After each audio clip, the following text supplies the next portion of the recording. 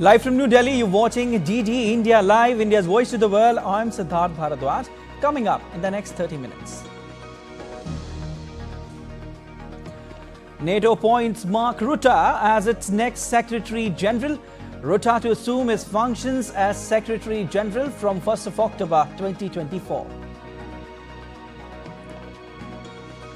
Julian Assange arrives in Australia after walking free from a US court. Assange's family members express relief at the breakthrough. Om Birla elected Speaker of India's lower house again. PM Modi congratulates him, says historic decisions in Parliament were possible under his leadership in the first term.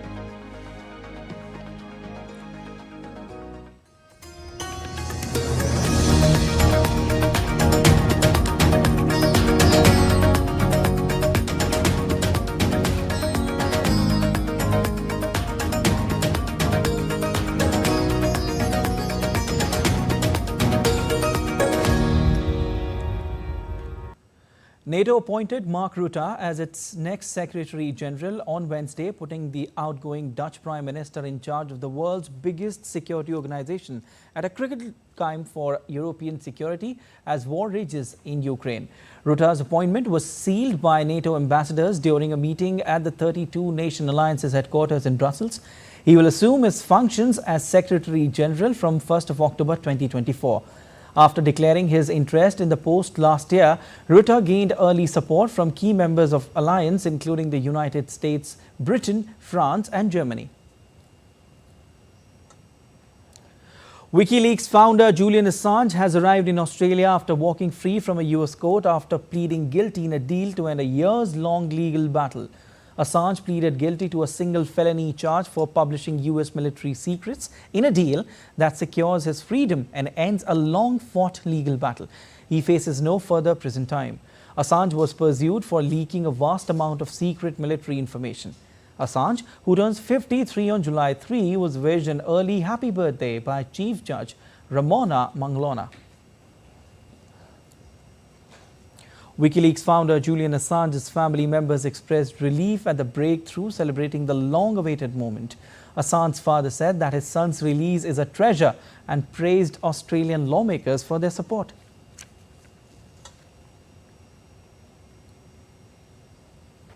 Really, that is the cherry on the top of a very, very handsome birthday cake, you know.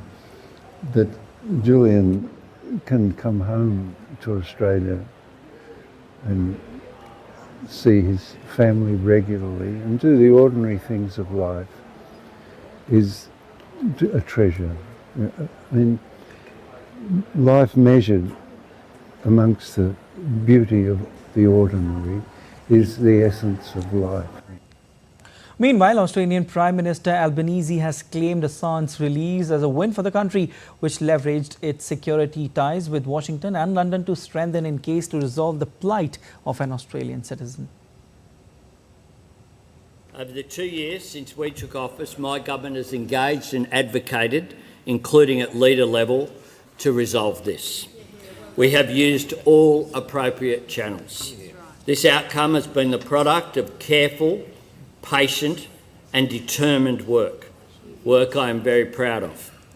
The Australian Government continues to provide consular assistance to Mr Assange as he returns home, as we do to Australians, for Australians right around the world. Other Australian politicians and residents of Saipan supported WikiLeaks founder Julian Assange as he walked free from a court on the US Pacific Island territory of Saipan. You know, he's a journalist. It's his job to find things, and it's his job not to review his sources. We all know that.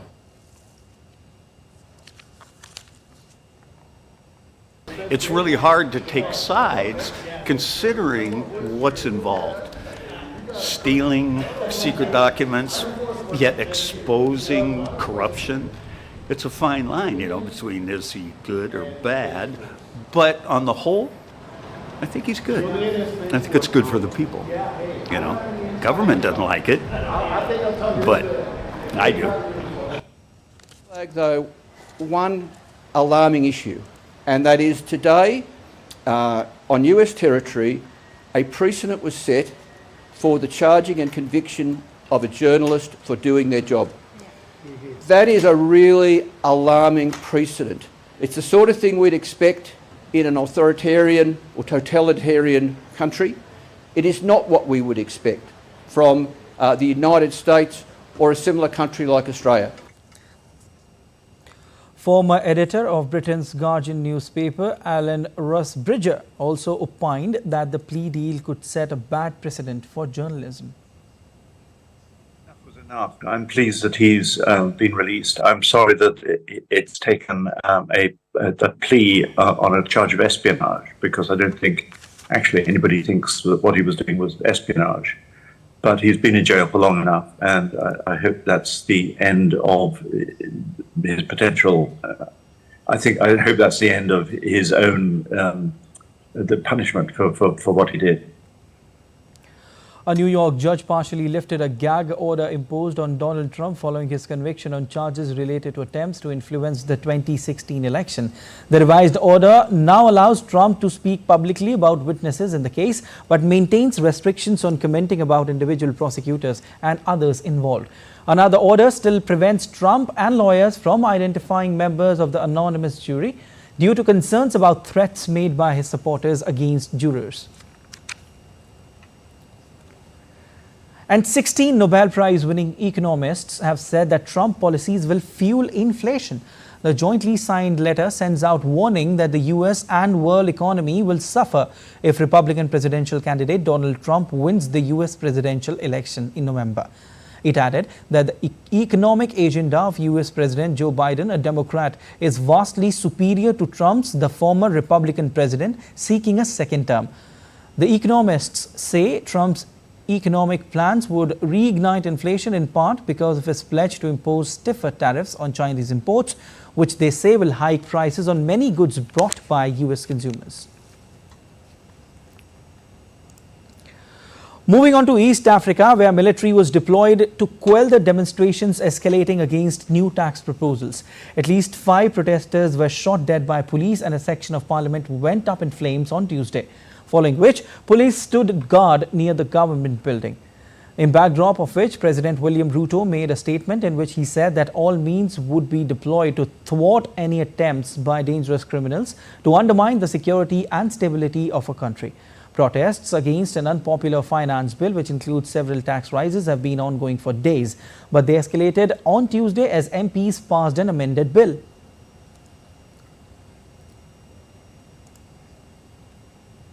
It is not in order or even conceivable that criminals pretending to be peaceful protesters can rain terror against the people, their elected representatives, and the institutions established under our Constitution, and expect to go scot-free. We must isolate crime from democratic expression and separate criminals from people exercising the freedom of expression and divergent opinion. I assure Kenyans that we shall provide a full, effective, and expeditious response to today's treasonous events. All right, for more updates, we are joined by DD India correspondent Daniel Kijo from Tanzania. Daniel, the situation certainly is not right there, but what's the atmosphere there right now? Are things calming down?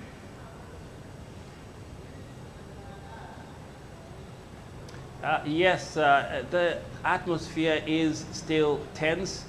This morning, parts of Nairobi that were affected by the protest and violence yesterday were cleaned by municipal personnel.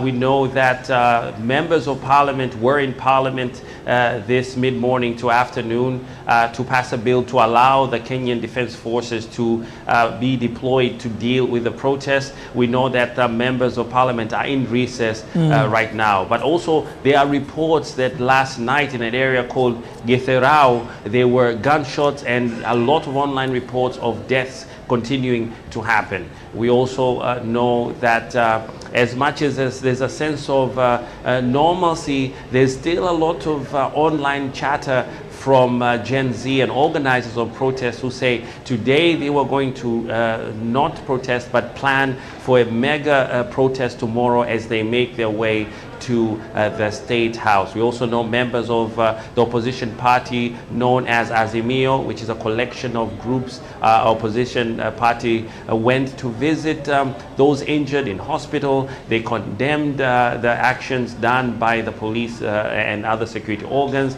saying that this is not the way governments should deal with the youth of Kenya. So it is a sense of people waiting, actually. It's almost like a ticking time bomb to wait to see what will happen tomorrow, because it is tomorrow that the youth, through some of this online chatter, social media chatter, that they said they will make their way to the State House. Okay, whatever you're saying, Daniel, we can just analyze the situation certainly is not right there. And continuing what you were saying, Kenyan protesters vow to keep up their demonstrations against new tax hikes. What all is being done to pacify people over there? And is tax hike the only issue for the protest, or there are some other issues as well?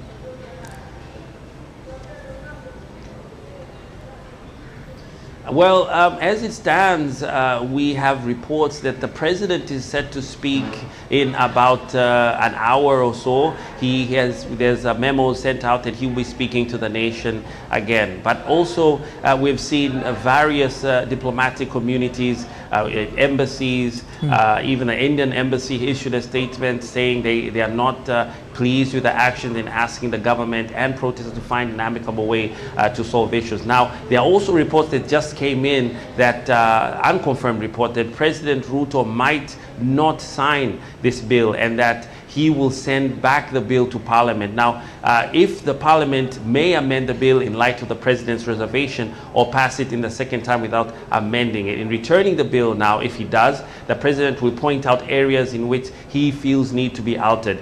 If the MPs amend the bill and accommodate the President's reservation, the Speaker will then resubmit the bill to the President for to pass it again. He has about 14 days, now 13 after yesterday, to do this. However, it must be supported by 2/3 of the parliamentary members.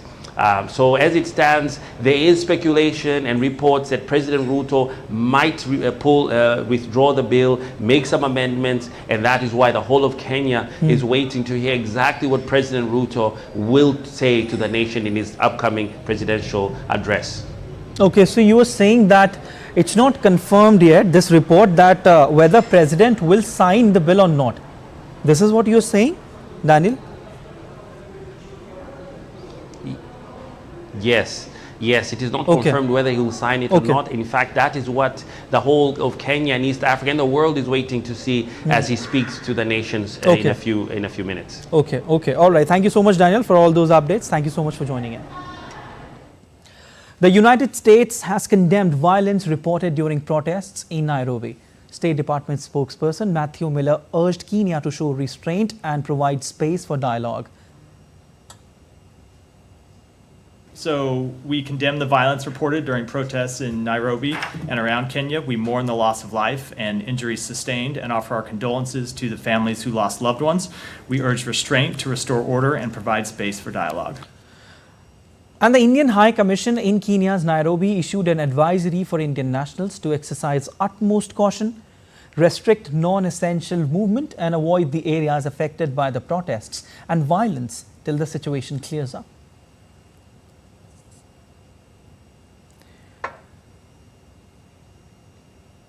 And still to come on this edition of DD India Live.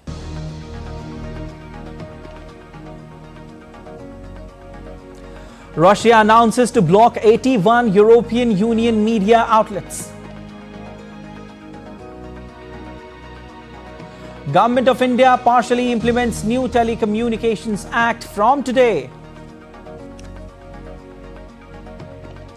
Reserve Bank of India says India is at the threshold of a major structural shift in its growth trajectory.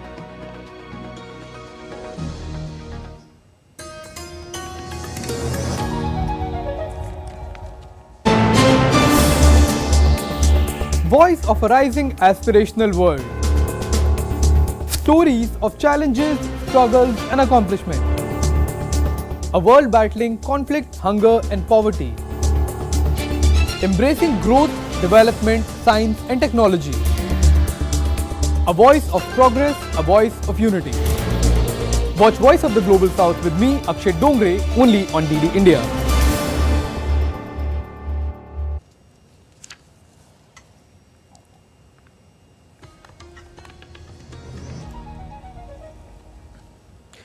You're watching DD India Live. I'm Siddharth Bharadwaj.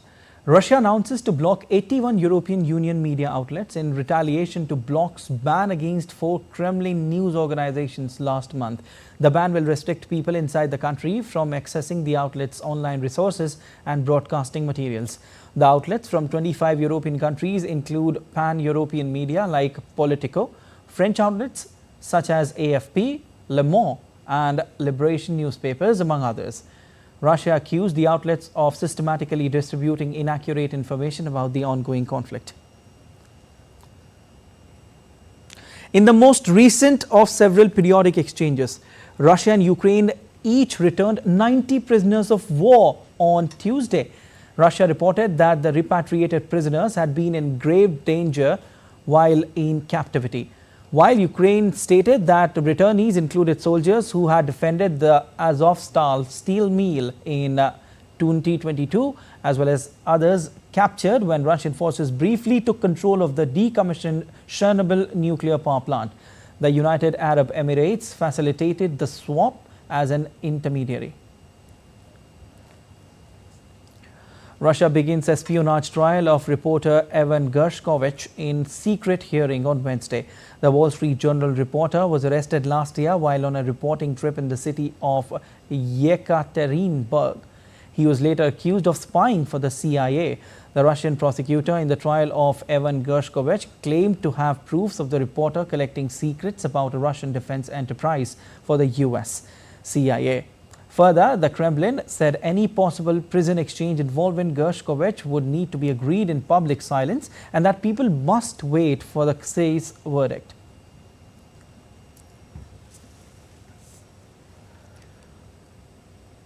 French President Emmanuel Macron will host Hungarian Prime Minister Viktor Orban on Wednesday in Paris for talks. The meeting comes a day before both leaders are due in Brussels for the latest meeting of the EU Council and just ahead of Hungary taking on the rotating presidency of the EU on July 1st. DD India correspondent Ross Cullen reports. Well, the two leaders meeting for a working lunch on Wednesday at the Élysée Palace here in the French capital. Lots for them to discuss. Both of them suffered a bruising in the recent European Union Parliament elections. Viktor Orban's Fidesz party returned its worst set of results since Hungary joined the bloc in 2004. And Emmanuel Macron's party, well, they were trounced by the far-right opposition, the National Rally. And Emmanuel Macron is now going through an election campaign that he called after those results on June the 9th. They will also be discussing the upcoming European Council, where the heads of state and government will be meeting in Brussels. One of those issues that they are going to have at the top of their agenda is Ukraine. Emmanuel Macron has been hawkish on Kiev in recent months, doubling down on support for Ukraine militarily, financially and diplomatically. But Hungary has been seen as dragging its feet. We know that Viktor Orban is a friend of Vladimir Putin, the Russian leader, and the current European Union Commissioner for Enlargement is a Hungarian diplomat, and so there are some concerns in Paris that Hungary might slow down that process of trying to expedite Ukraine's accession to the European Union. They will also be discussing the European political community. That is something that was envisaged by Emmanuel Macron and set up as well. It is a bloc that constitutes all of the member states of the European Union, plus other European non-EU states like Norway and Switzerland. The United Kingdom is going to be hosting the next summit in July, but then the autumn meeting will be held by Hungary, and so there will also be discussions about the European political community. Ross Cullen in Paris, reporting for DD India. Bharatiya Janata Party MP Om Birla has been elected as Speaker of the lower house of Indian Parliament on Wednesday. The NDA candidate was elected as the chair of the lower house for the second consecutive time. Following the win, Om Birla was congratulated by the PM Modi and leader of opposition Rahul Gandhi, both of whom escorted him to Speaker's chair. The 18th Lok Sabha witnessed a rare contest for Speaker's post on Wednesday between the Bharatiya Janata Party's Om Birla and K. Suresh of the Congress after National Democratic Alliance government and the India group of opposition parties failed to arrive at a consensus. However, Om Birla was elected by voice vote as the opposition did not demand for division.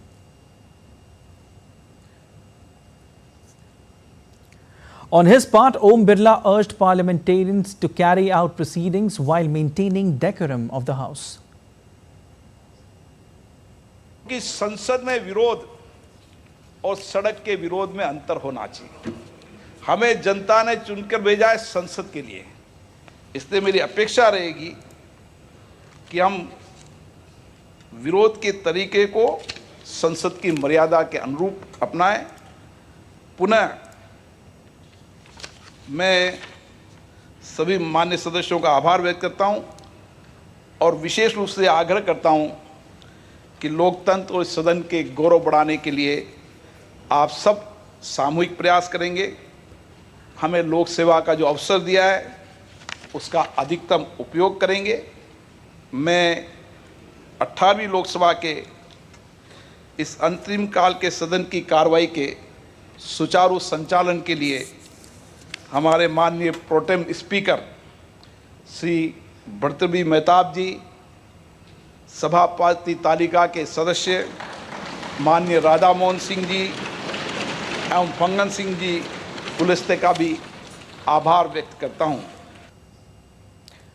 Praising Om Birla's previous term, India's Prime Minister Narendra Modi said that under his term during the 17th Lok Sabha, many historic decisions were taken. संसद में जो ऐतिहासिक निर्णय हुए आपकी अध्यक्षता में, सदन के माध्यम से जो सुधार हुए हैं, ये अपने आप में एक सदन की भी और आपकी भी विरासत है। और भविष्य में 70वीं लोकसभा के संबंध में जब विश्लेषण होंगे उसके विषय में लिखा जाएगा तो भारत के भविष्य को नई दिशा देने में आपकी अध्यक्षता वाली 70वीं लोकसभा की बहुत बड़ी भूमिका रही है। Government of India partially implements the new Telecommunications Act from today. The Telecommunications Act 2023 will replace the old regulatory framework of the existing Indian Telegraph Act 1885, Wireless Telegraphy Act 1933 and Telegraph Wire Illegal Occupancy Act 1950. The new rule will allow the government to take over the control and management of any or all of any communication services or network in the interest of national security, friendly relations with foreign states or in event of war. Pre independence era के acts थे जिसके तहत अभी तक telecom services govern होती थी, उनको सबको बदल करके अभी एक नया आधुनिक एक्ट लाया गया है जिसमें कि जो टेलीकॉम सेक्टर है उसकी ग्रोथ और उसमें ईज़ ऑफ डूइंग बिजनेस और उसके बेटर रेगुलेशन के प्रावधान किए गए हैं। जो पुराने समय में लाइसेंस की पद्धति थी उसको बदल के अब ऑथराइजेशन का प्रावधान इसमें किया गया है। Indian Prime Minister Narendra Modi held a special meeting with the granddaughter of Haryana Governor Bandaru Dattatreya. The young girl had previously written a poem praising PM Modi. During the meeting, PM Modi also presented her with a gift.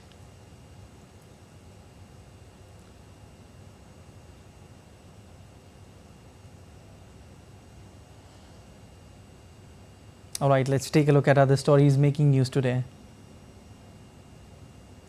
The Supreme Court of India allowed Delhi Chief Minister Arvind Kejriwal to withdraw his petition challenging the Delhi High Court's decision to impose an interim stay on his bail in the money laundering case linked to alleged liquor policy scam.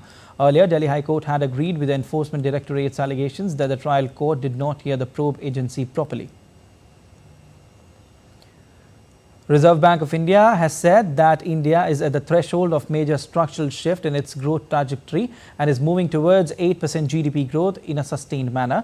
RBI also mentioned that India's growth will be multi-sectoral, driven by various structural reforms, with the goods and services tax being at the forefront. On to sports now. India men's deaf cricket team defeated England men's deaf team in IT20 series with one game still to come in the deaf cricket summer series. There were two matches that were played on the same day, and an all-round dominant display saw India winning both the matches and take a 4-2 lead in the 7-match series. In the 5th T20, India men's deaf defeated England by 8 wickets, chasing down England's target of 135 runs. In the 6th T20, India defeated England by 55 runs. The last T20 will be played on 27th of June.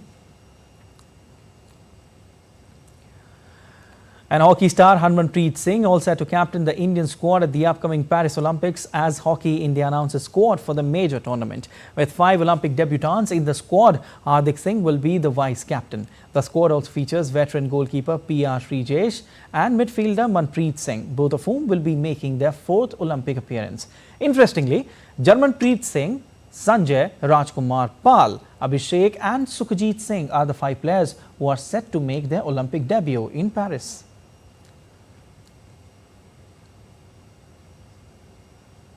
That's all for this edition of DD India Live, but let us know your thoughts on the news of the day. You can connect with us on Facebook, X formerly known as Twitter, and Instagram. We'll be back with more news as it breaks here on DD India. I'm Siddharth Bharadwaj from all of us here in Delhi. Thanks for watching DD India Live.